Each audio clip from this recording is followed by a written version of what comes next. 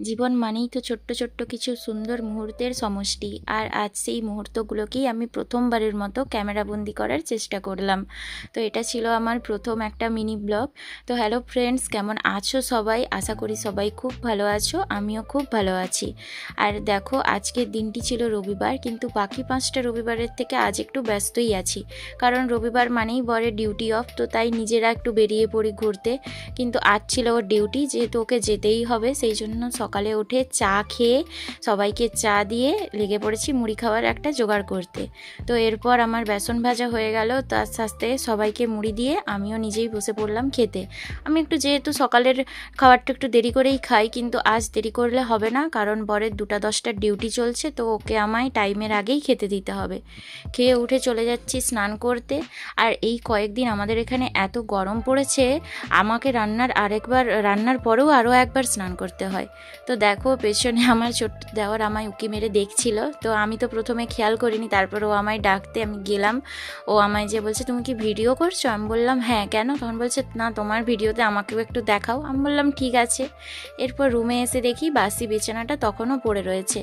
আর আমার এই বিছানা খুব সুন্দর করে সবসময় পরিপাটি রাখতেই মন চায়, কিন্তু হয়তো সময়ের অভাবে সেটা হয়ে ওঠে না। কিন্তু আমি যতটাই পারি চেষ্টা করি যেন সবসময় নিজের রুমটাকে ক্লিন রাখার, আর সাথে নিজেও পরিষ্কার থাকার চেষ্টা করি। তো আমি কথা বলতে বলতে এখানে বিছানাটাও তুলে নিচ্ছি।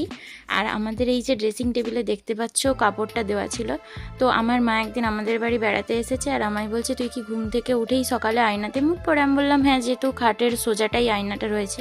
বলছে না, ঘুম থেকে উঠে নিজেকে কখনো দেখতে নেই আয়নাতে, তো রাতে শুতে যাওয়ার সময় ওখানে কিছু একটা দিয়ে দিস, যাতে না দেখা যায় নিজের প্রতিবিম্বটা। তো তারপর থেকে আমি ওই কথাটা মেনে চলি, এবং প্রতিদিন রাতে ঘুমোতে যাওয়ার সময় ওখানে একটা কাপড় দিয়ে দিই, আর সকালে উঠে ওটা তুলে দিই। তো দেখো, এদিকে আমার বিছানা গোছানোও কমপ্লিট হয়ে গেল।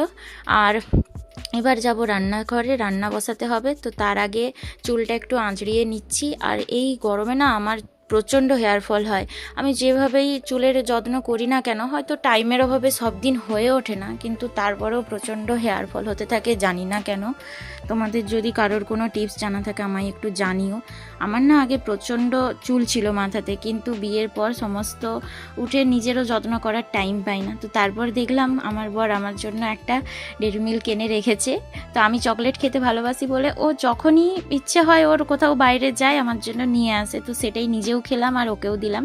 তারপর চলে এলাম রান্নাঘরে। আর রান্নাঘরে এসে আমার প্রথম যেটা কাজ, এই কড়াই আর হাঁড়িতে নিরমা মাখিয়ে নেওয়া। কারণ আমাদের যেহেতু মাটির উনুনে রান্না হয়, তো তাই কালি জমে, আর ওই কালিগুলো মাজতে না প্রচণ্ড হাতে লেগে যায়। তো আমার